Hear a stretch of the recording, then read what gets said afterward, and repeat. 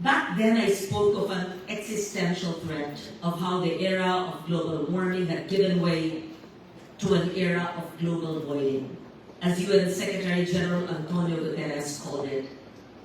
Rising sea levels, intensifying typhoons, longer droughts, the specter of widespread agricultural collapse.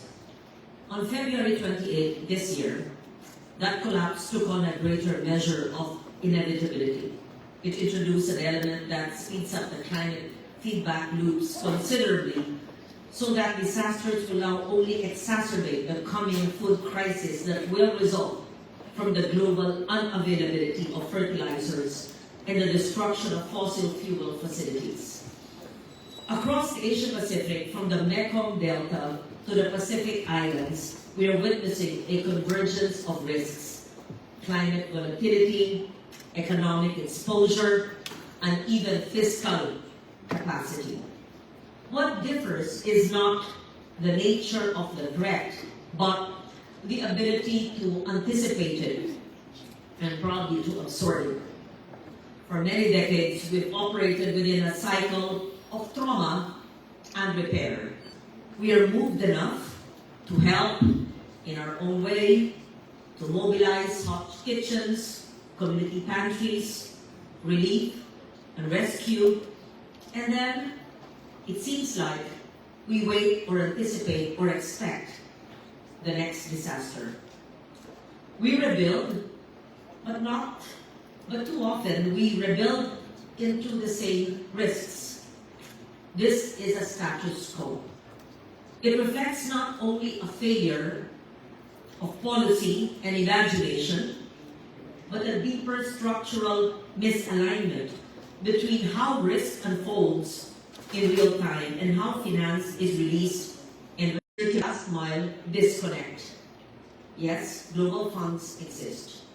National policies are all in place. By the time the bureaucracy catches up to the reality on the ground, the window to prevent loss has closed.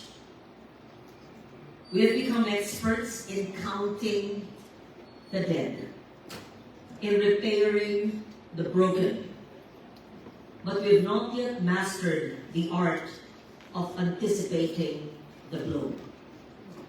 This disconnect is critical. It is a space where dreams are shattered and lives are lost, not because the Philippines lacks resources, but because we release these resources too late. Therefore, this is my challenge to you, to all of us, and my promise to our people. We must legislate for anticipation. First, legislative innovation. We must tear down the firewall between relief and readiness. Resilience is also financial. It is about liquidity. It is about the speed of the peso moving from the national treasury to a local far-flung barangay before the storm makes landfall. Central banks, regulators, development finance institutions must not treat anticipatory action as a social expenditure. It is an exercise in risk management. It protects macroeconomic stability, reduces our financial shocks, safeguards our long-term growth, and it is a step towards genuine climate justice. We are not just investing in grids and seawalls. We are investing in a generation that refuses to accept the status quo of vulnerability. And this was vividly clear during the recently concluded Philippine Resilience Awards, where we honored young Filipinos who are not waiting for the first mile, last mile gap to close. They are bridging it themselves. And these are the speakers you must have in your classes, in fora like this. They will yield innovative and strategic pivots to face our ecological renewal. They should have learned not to waste this opportunity. These young Filipinos I mentioned represent a different kind of energy pivot.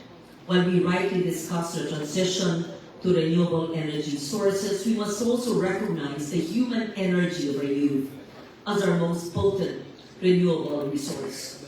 Disaster risk reduction must go beyond technical engineering. It must be a social investment. To truly move from risk to readiness, we must invest in the energies and the capacities of our youth.